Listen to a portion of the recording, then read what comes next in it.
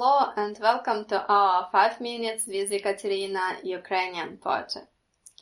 Right now I'm holding here 20 Ukrainian hryvnias, and since I remembered myself, the person pictured here was Iván Franko. If you ask me who he is, you wouldn't believe that the answer would be huge, and probably I will talk about Iván Franko for 20 minutes. I have done the video about him before on the channel, but now I feel so embarrassed about it because I didn't have such a good equipment.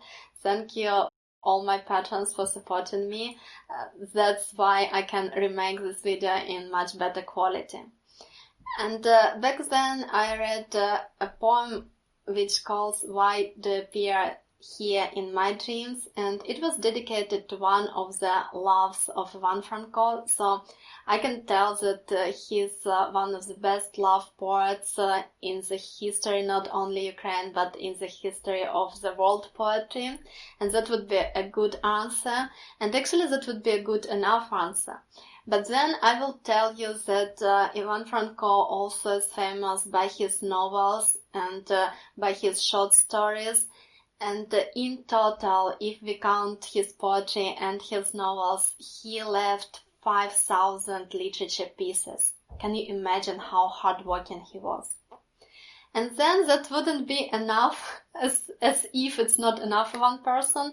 He was a scientist, not only in the literature field, but also in the field of philosophy, in the field of folklore, in the field of history. And he was writing scientific works. He couldn't lecture at the university because during his life he was arrested 4 times. At the time when he lived, and he lived from 1856 till 1916, the Lviv region was the part of Austro-Hungarian Empire. So Austro-Hungarians, they arrested him 4 times because he was a socialist. And here is another part of his personality. He was the leader of one of the first Ukrainian political socialist parties. It was a radical party. Do you think that's all? That's it? No. He was a publisher, publishing Ukrainian magazines. He was the local community leader, thought leader at the time, and he supported good relationships with the famous and the most talented, the most smart people of his age. And I'm sure that somewhere here I forgot something else. Because his personality, it's so huge that it's impossible to tell in 5, 15 or even 20 minutes. In Wikipedia, there is a whole chapter for every part of what I just mentioned. He was actually, that's amazing how he became such a great person in Ukrainian poetry, literature, history, and political life. Because he was born in a small village, and his father died when he was very young. His mother married the second time, but she died when he was only 16 years old, and his stepfather helped him with education. He was studied in several local schools, and then he entered the Lviv University, the philological department. But he wrote letters to Mikhailo Dragomanov, Ukrainian political leader at the time. He was in Sweden, and he was thinking that the best way for Ukraine is independence. He wanted to see independent Ukraine, and the most dangerous thing, he wanted to see joint Ukraine. He didn't think that Ukraine should be divided between 2 empires, between Austro-Hungarian Empire and Russian Empire, and he saw Ukraine as unitary independent state. And just because Iván Franko was writing letters to him and reading their responses, he was arrested for the first time, and he spent in prison 6 weeks. Because he spent in prison some time. It wasn't, you maybe think what is 6 weeks, it's a couple of months. But because he was in prison for the whole his life, there was a stamp prisoner. He had problems, he couldn't marry his love because her father said that he is not reliable, and he just found another husband for his daughter. By the way, this husband, he was a priest, and since then Iván Franko never liked priests. He had a very complicated relationships with all priests, and still till now we couldn't decide if he believed in God or he was an atheist. It's very difficult to say. Even if you read the poetry, it's very controversial. But his thesis was about actually biblical philosophy. So we don't know actually still was he believer or not, but he didn't like priests because his first love was forced to marry a local priest. And these troubles, being in prison for 6 weeks at the time, didn't stop here. He was literally expelled from the university. He didn't finish it at the time, and he couldn't become a teacher. Being very educated, he couldn't work in the university. He had to make money being a tutor, private tutor, and until the rest of his life everybody called him prisoner. As you remember, he was in prison 3 more times, and every time it was either because of his political views or because of his straightforwardness. People knew him, but he always told them directly who they are and what he thinks about them, and that made people hate him. He was a bad politician, I would say. And young people loved him. The young people who loved his straightforwardness, who loved his ideas, who loved socialist ideas, including it, and who wanted Ukraine to be united, they literally followed him everywhere. It's very hard to pick something, to pick a small points here, but he didn't have a good personal life. His first love was forced to marry another man. His second love refused to marry him because she had tuberculosis. His third love, she doesn't understand who he is, how smart he is. She was very up to earth. He was writing the greatest poetry to her, and she didn't understand it, and she said that the best piece of his poetical verses is when he was describing a room of her house where she stayed briefly, which is ridiculous. And when he married, he wrote to his friend, to Agata Krimsky. By the way, we just discussed Agata Krimsky last time. He wrote to Agata Krimsky that when he was supposed to marry his wife, his future wife, he was in love to other women. And that was the great disaster of his life, because his wife loved him and was dedicated to him, and he never loved her, and he never forced himself to love her. Also, the big problem in his life was his health. We still don't know what was his disease, and because of this disease, by the end of his life, he had some psychosis, and also he was paralyzed.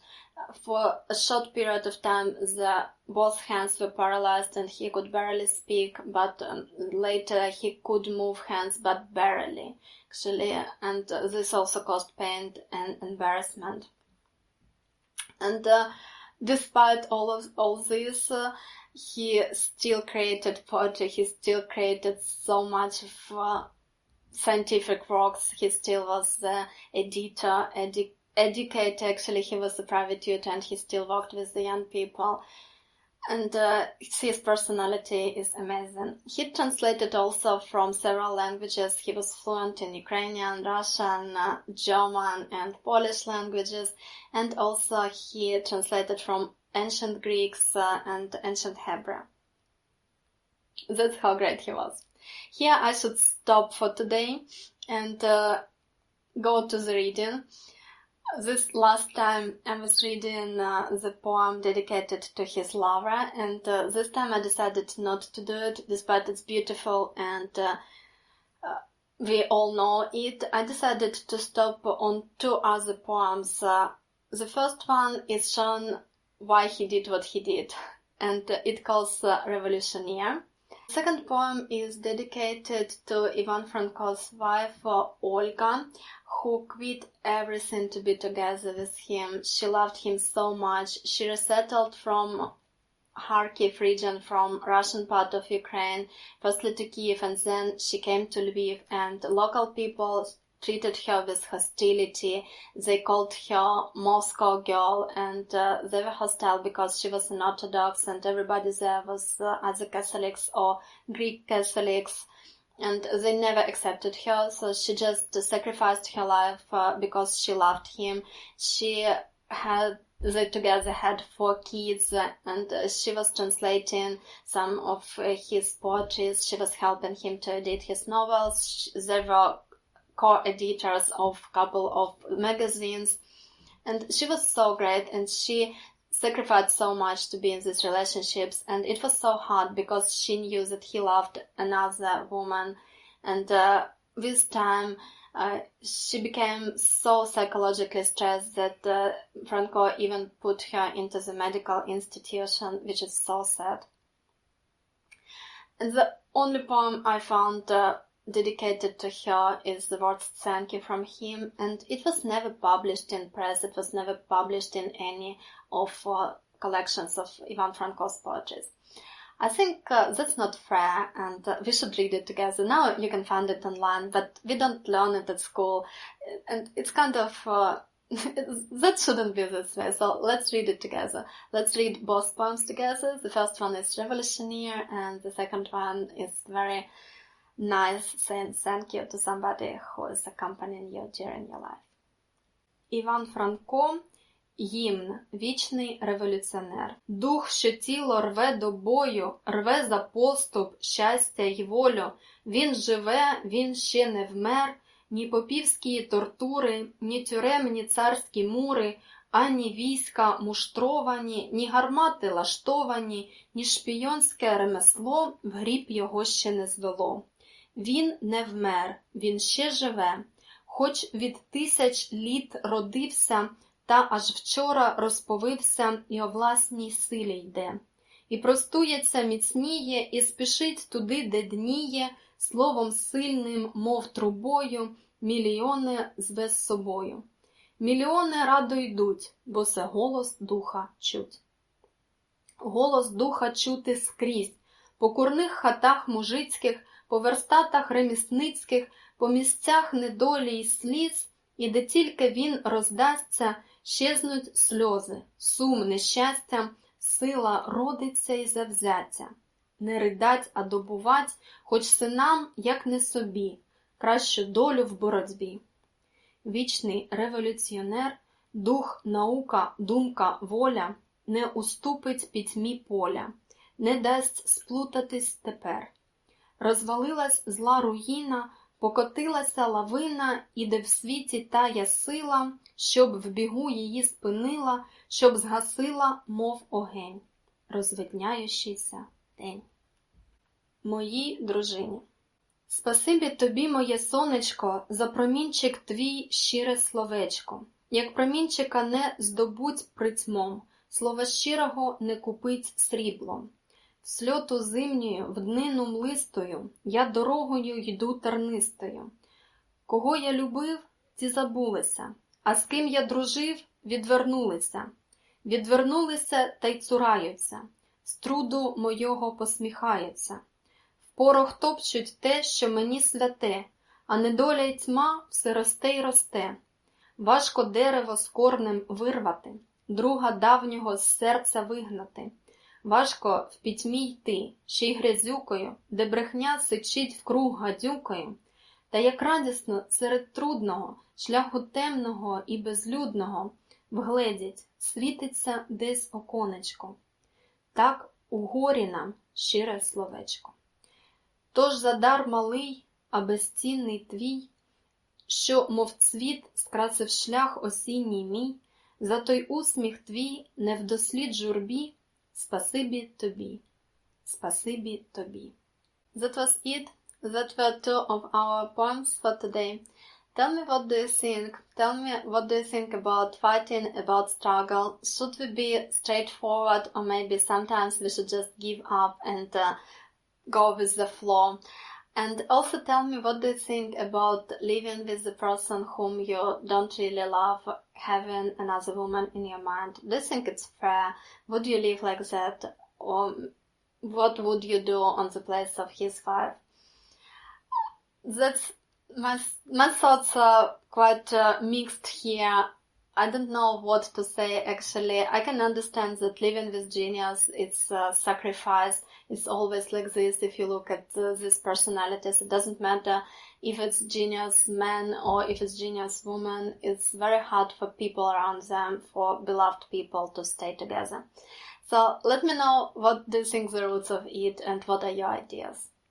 Thank you very much for watching, and special thank you to my patrons who are supporting me on Patreon.